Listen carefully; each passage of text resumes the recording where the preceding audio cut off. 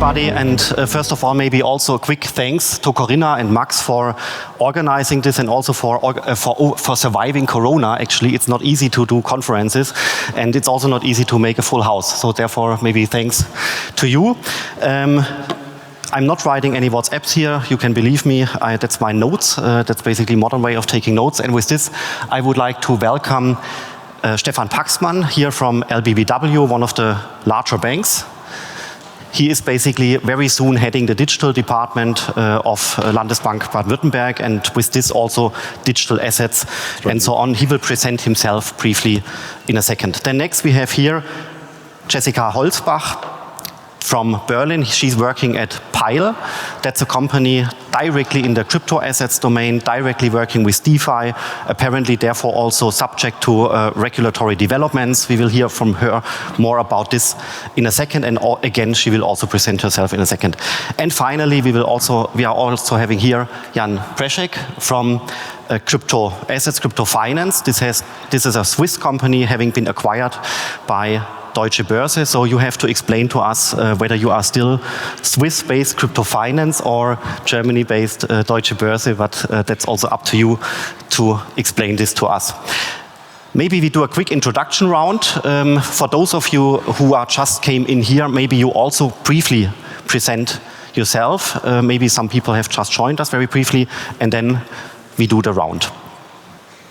Thank you very much. Very quickly, Ondřej Kovařík, member of the European Parliament since 2019, member of the Economic and Monetary Affairs Committee dealing specifically with digital finance and capital markets union initiatives, member of a Liberal Renew Europe group from the Czech Republic.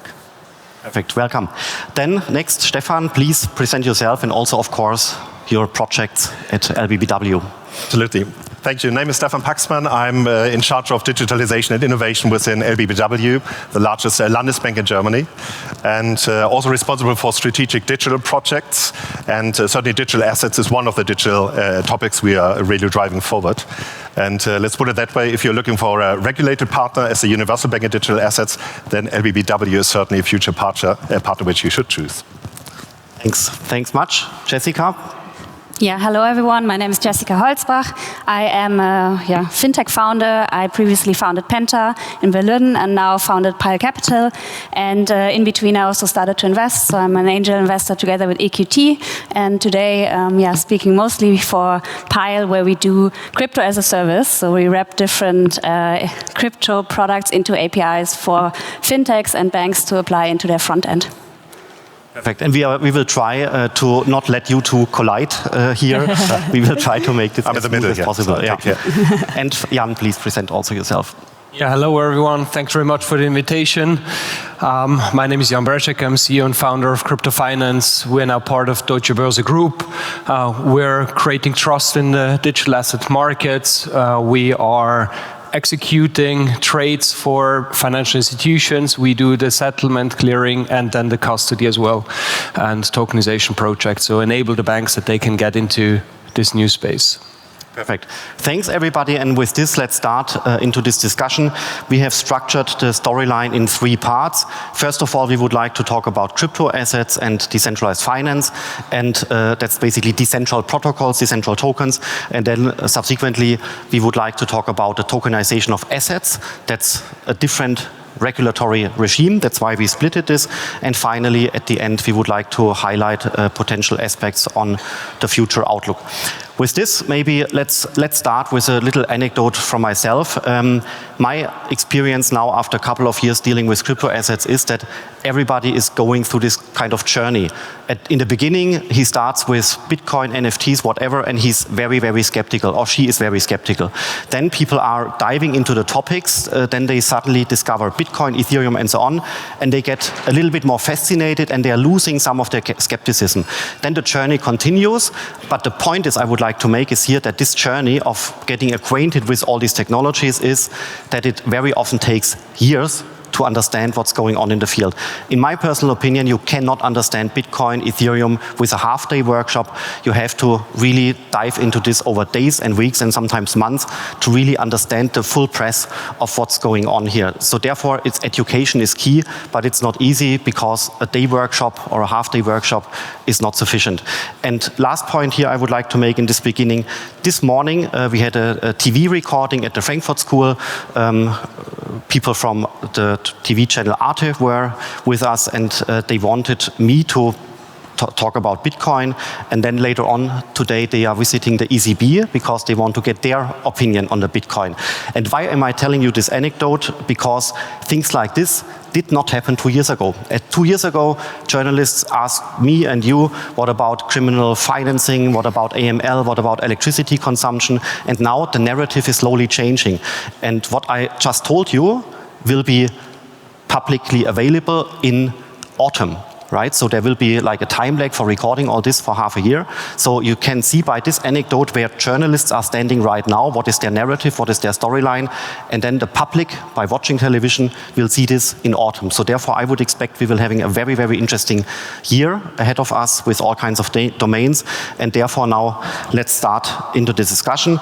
I already started with it, and we would like to discuss the current state of crypto assets and DeFi. Maybe, Jessica, what's your opinion about the current state? Where are we right now? How are we progressing?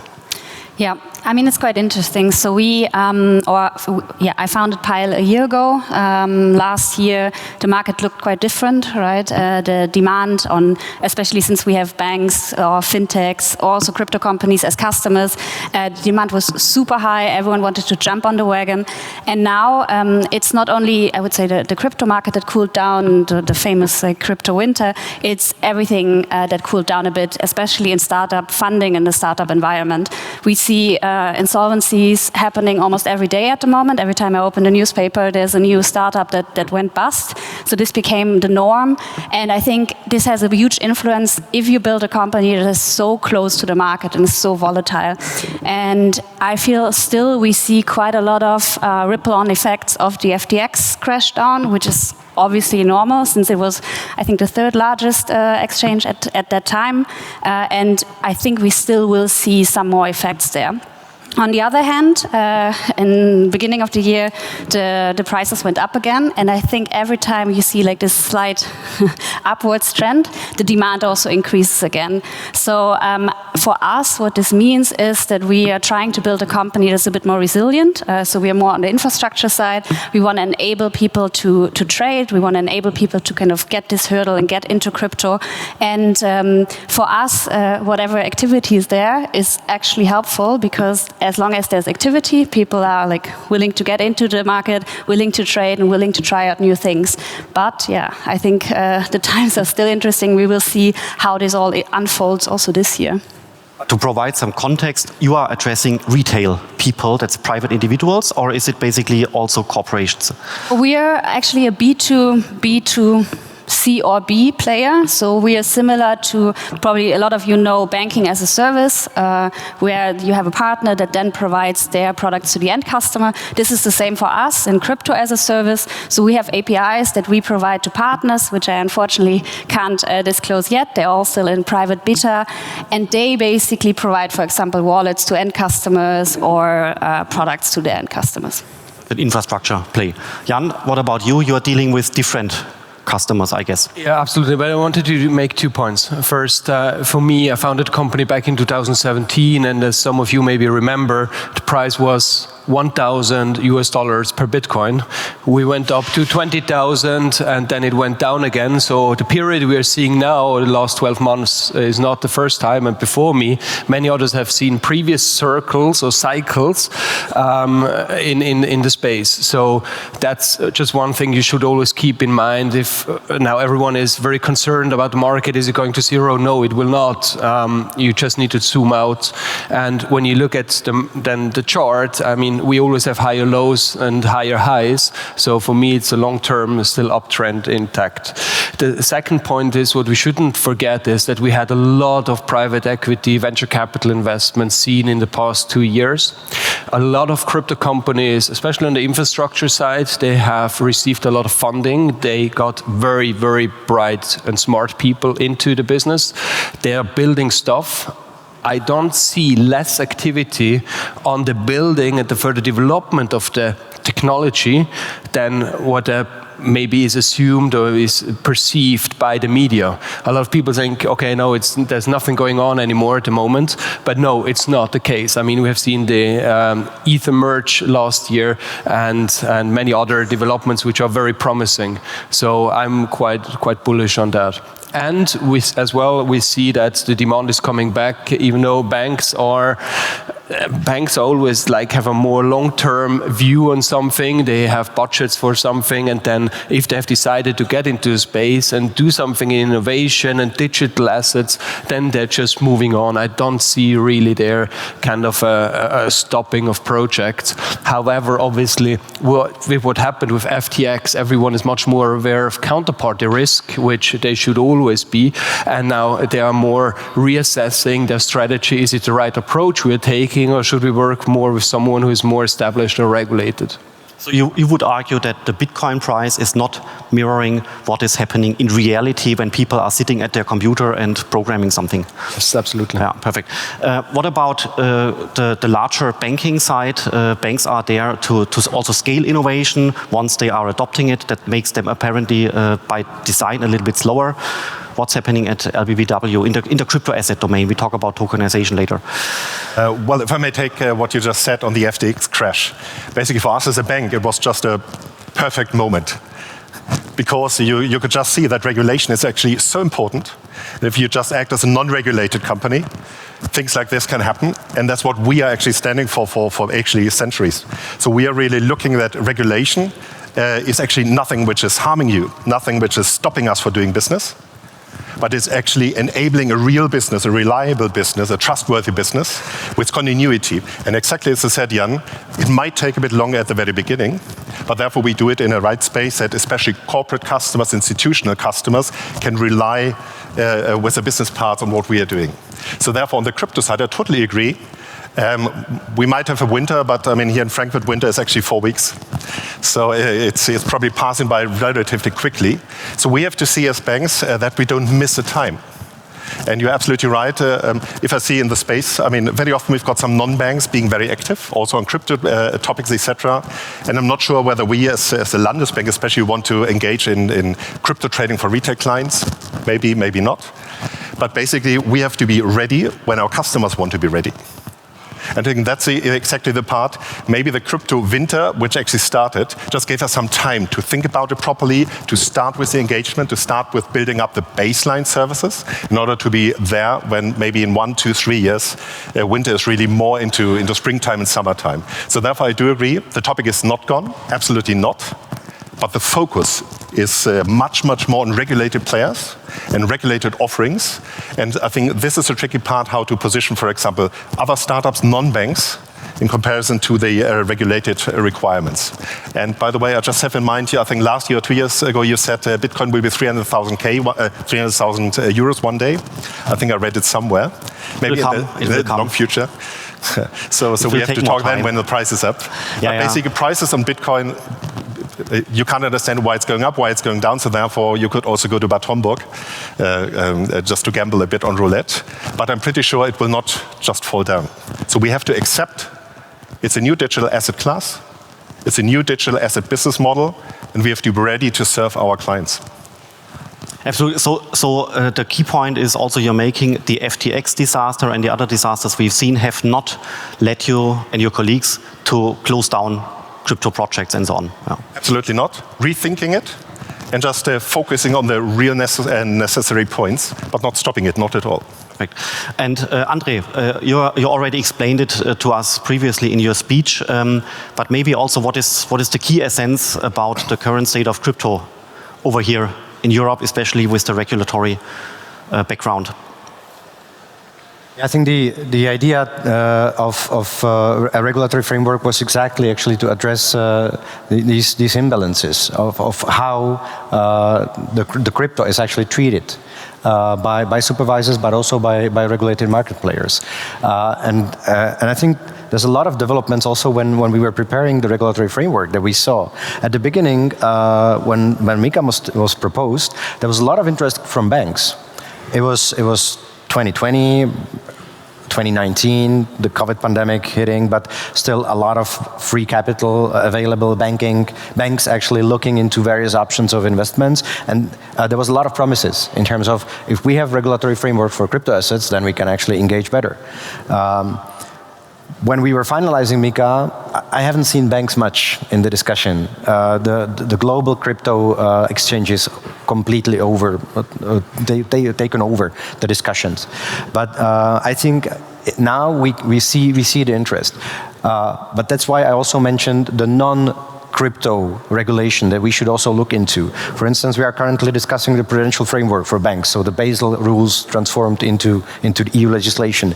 And there's a lot of push actually from some parts of industry, but also political players, to actually indicate crypto investments as the highest risk parts of assets for banks, which in the end would mean that there's actually no involvement for banks, because it would be just way too risky with crypto. So I think, and this is also why the industry should actually look into what's happening in the discussions on the regulatory framework and trying to influence it. Because if this happens, it may take banks a number of years before we actually enter into the situation. But I think there's a number of issues that we saw the regulatory framework as promises in terms of bringing on the same footing the unregulated activities with regulated, but also allowing for better treatment. We all know the issues of fintechs not being able to open bank accounts because, you know, fighting with various AML, credit risk, other issues. Then also unregulated areas, but to be honest, the FTX, there was a part of FTX that was regulated because they had MiFID license in Cyprus, so they were regulated for the European market, and still they were not complying with the rules. And I think that this brings me to the final point. We can have very good regulatory framework, but the key then is the enforcement and the supervision. If this is not done properly, and I think specifically for digital assets, it's really about a good regulatory cooperation, sandboxing, you know, whatever it takes, so that it actually the regulatory framework can be enforced properly, so that this is done. Because if the regulators and the supervisors look at the digital assets the old way, we will not get anywhere. I come to this in a second. Who is currently the driving force in the crypto sector? Is it individuals? Is it startups? Is it the regulator? Is it the larger banks? You know, who is driving this development currently? Or is it basically a multitude of actors? Multitude. Okay, so it's any objections here? Who is driving this? Fully decentralized. I don't think there is a one driving force. Definitely not. But I think it's a junction of forces coming together. Not like in the US with FTX, kind of lobbying for the whole Senate. Yeah, that's a good point. What about larger banks? You know, like not you, but basically your competitors. Are they doing enough?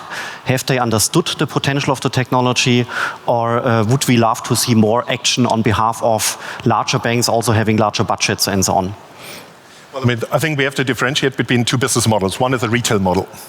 What do we do with cryptos for retail customers? That's certainly a different topic, because, I mean, as I just want to kind of recall, we don't want to have in the press that we sold a Bitcoin fund to an old grandma and she's losing all her money. I mean, that's really a disaster. On the other side, we have to look at institutional customers, corporate customers. I mean, just to look at some air companies, some airlines. They basically sold their tickets in Bitcoins. What are they doing with it? So just having with a decentralized or on a not regulated kind of exchange, or where do they do the custody on it? So that's always the question. I think we have to push something, but we're not there yet. And that's the reason I totally agree. Unfortunately, it's more from other parties who are really pushing the whole market. But we have to react much quicker, and we have to come out with an offering. And I don't think it's really a question just of budget. I think it's a question of business model. So how do we want to act, really? Are we trying to engage in this new business model for digital assets? Or are we trying to just keep our old exchanges and our old kind of bond systems? Interesting. Yeah, Jessica. I mean, I feel like after last year, or if a big company like FTX goes bust, right, there's a gap that's open there, right? So on different pieces, you actually have the opportunity kind of to step in and build something better. And in my opinion, the banks should actually do much more, because one of their core capabilities is to safeguard assets, right? This is the core capability of a bank, to be there to protect the assets of the people that put them to you. And there's so many people out there that before had maybe wallets at FTX or Coinbase or like any other player, and are looking for a place where they can put them now safely and store them safely to an entity that they trust. And I think that's one of the biggest opportunity for banks out there, to really look into this whole custody game. And I think this is one of the angles that a lot of banks are looking into, but I think it's still not there to the fullest potential. Makes sense. I think if we want to avoid another FTX debacle, we need two things. We need regulatory clarity, a regulatory framework which is in place, and where the regulators then grant licenses as well. FTX, if they would have been regulated, such a disaster wouldn't have happened, in my opinion, because then you need to provide audit reports and need to have a board, etc. And then the second thing is the banks, because what you mentioned with not selling it to the grandma, that's just a suitability check, right? You're selling structured products as well to your clients, and that's the same risk kind of level as with a crypto underlying. If someone wants to invest 1% of their assets into Bitcoin, it's fine, right? But if she wants to invest 80% of the assets in Bitcoin, maybe the bank should react and say, but that's independent of the underlying. Right? And one remark regarding regulatory framework is in Switzerland, and we are from Switzerland, or I'm from Switzerland, the regulator has put in place quite early a regulatory framework, which in my opinion worked very well. And then now you have a lot of Swiss banks who are active and offering crypto to their clients already, because they have the regulatory framework. They need to know on what basis they need to work and what controls or how they can put the offering in place. So MiCA for me is absolutely crucial, needs to come as soon as possible, that banks can offer it then, that they can analyze it, put up the offering, publish the offering, and with that, investors who want to get access to this asset class have a safe way to do it. And they are not forced to go to Binance or FTX or anyone else, they can go to their own bank. Yeah, an interesting remark I would like to make here is, actually, we had the ICO craze a couple of years ago, I guess you remember, where people have created all kinds of tokens, and there have been crazy things happening in Germany, in Switzerland, in Liechtenstein, and elsewhere, and the regulator has learned from it. That's why we now have MiCA. And the MiCA regulation now led to the point that, to be honest, FTX has not led to amazing damages. For example, in Germany. In Germany, according to surveys, there are 8 million people owning Bitcoin and Ethereum, 8 million. And the number of German FTX customers is just 20,000, right? So any damage is too much, obviously, but in my mind, that's a result of the regulation who is underway. With the absence of regulation, like in the US, then investment funds are coming from people who want to invest, and then the money is basically flooded into FTX and other crazy companies. Would you agree with this kind of logic? Is Europe doing well with regulation? Is it too hard? Is it too weak? Jessica? I think it's doing well, just a little bit too slow. Okay, that's your call. You heard it. I mean, we're trying to do as quick as possible, but obviously, I think that's why when we have the regulatory framework in place, we should actually, adapt to it and maintain it, because that's, in my view, the real strength of it. I'm not sure to what extent the mere fact of preparation of the regulation helped for the decision making of individual investors. I think it could have. I just not able to evaluate the level of it, but in my view, it will definitely be one of the positive impacts of regulation once it's placed. It's better information, especially for the retail investor, that will be provided and that should be provided.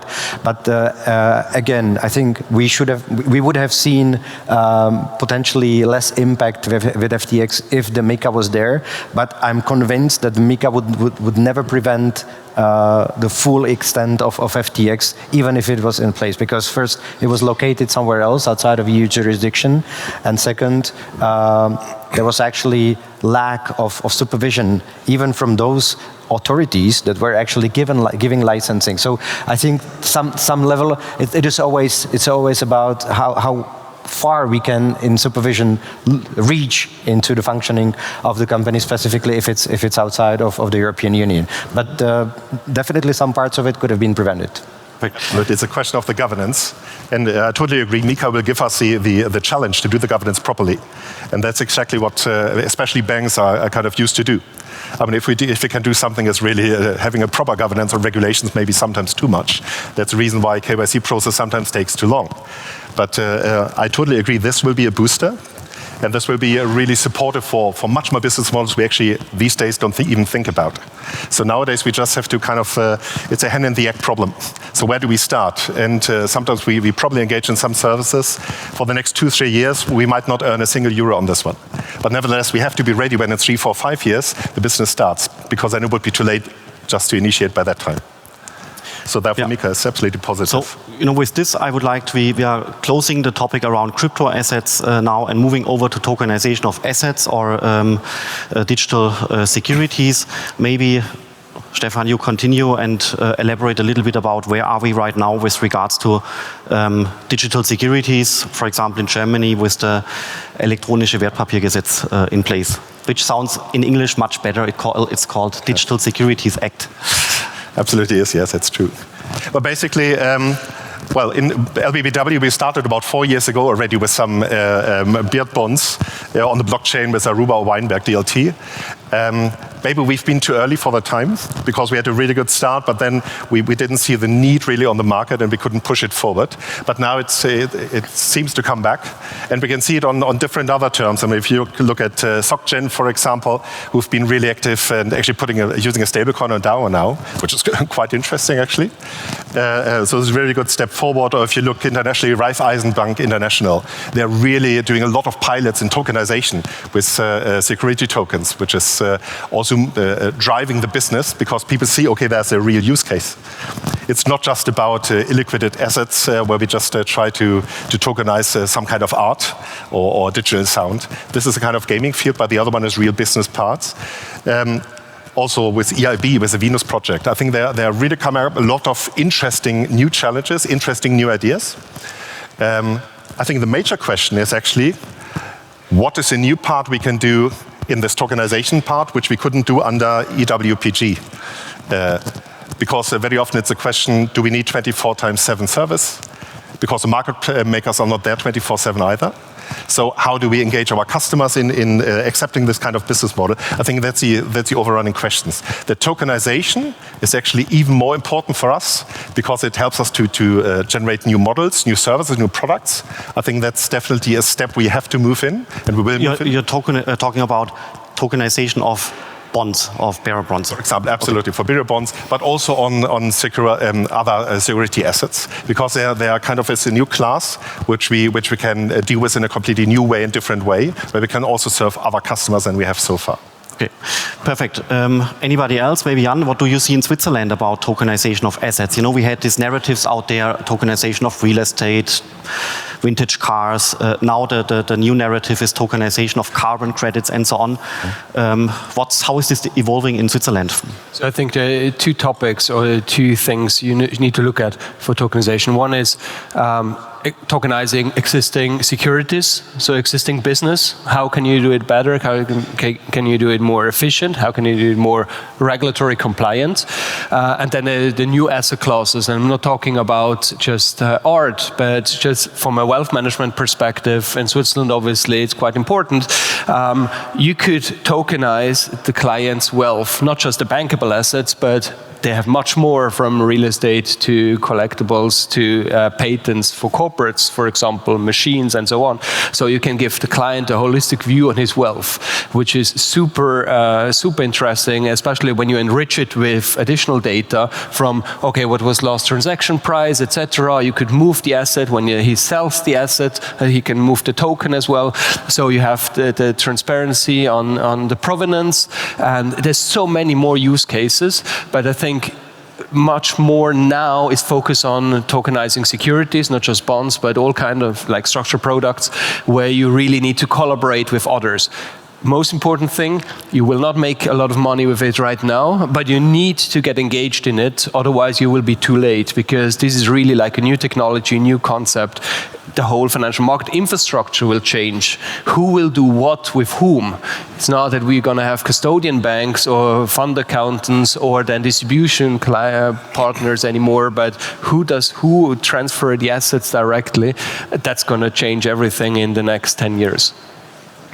What will be more dynamic, the evolvement of crypto assets or the evolvement of tokenization? Because this is something where people are really discussing and struggling a lot. Some people say Bitcoin will be the next super asset. Others say the tokenization of bearer bonds and other assets will be much larger than crypto assets. What do you all believe here?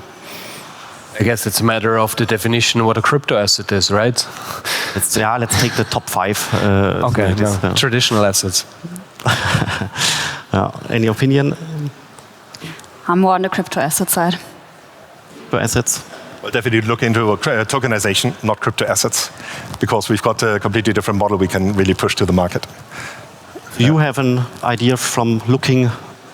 I think, well, I would agree. It really depends on the definition of the crypto asset, whether a tokenized financial service or product would actually fall under this. If you speak strictly about cryptocurrencies, for instance, then I think the asset part, the tokenized, basically financial world, would definitely, in the long run, have more perspective. But maybe just to come back to what we discussed, if you look at the MiCA and how MiCA treats stablecoins, I would not actually be surprised if banks at some point will engage heavily in their own stablecoins products.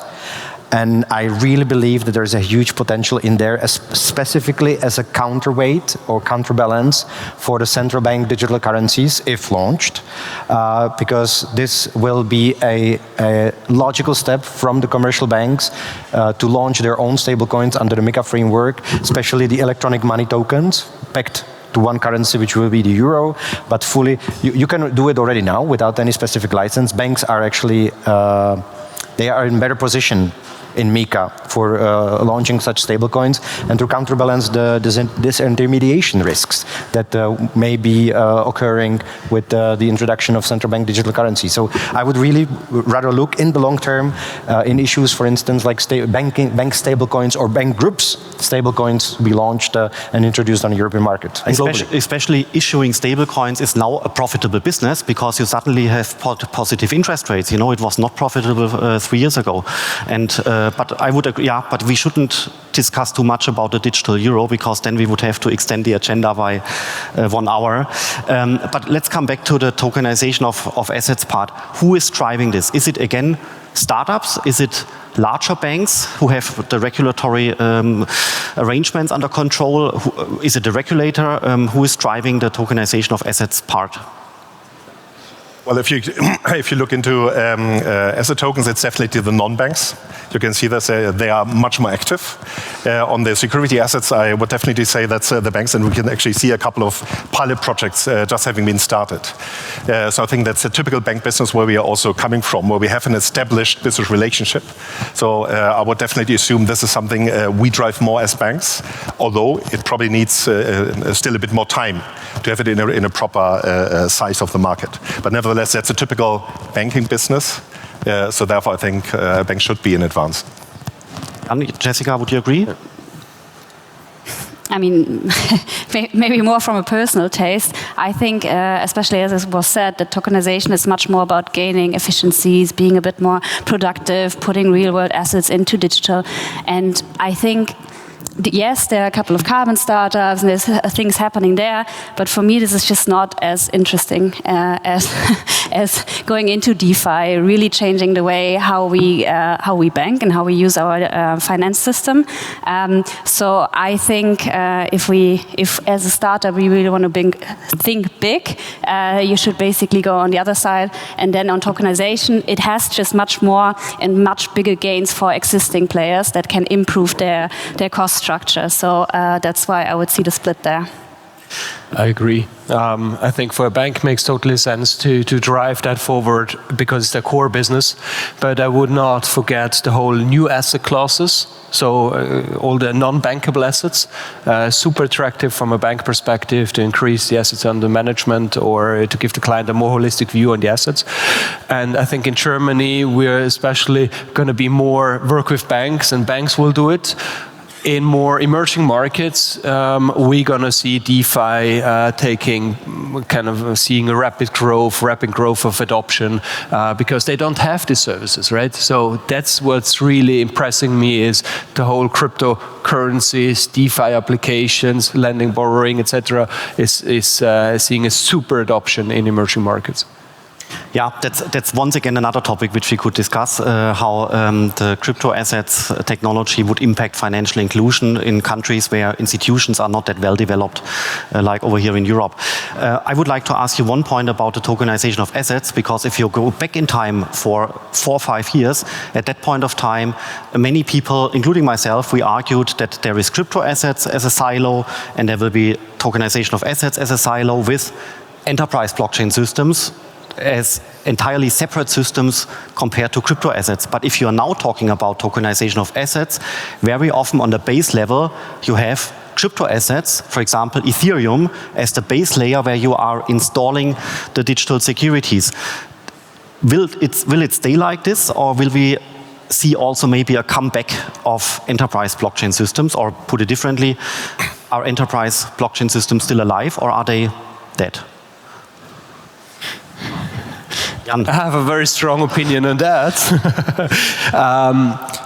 No, it will not come back. It was really, as you said, it was amazing. Like 3, 4, 5 years ago, every bank, everyone wanted to see private blockchains. That's the only way to go.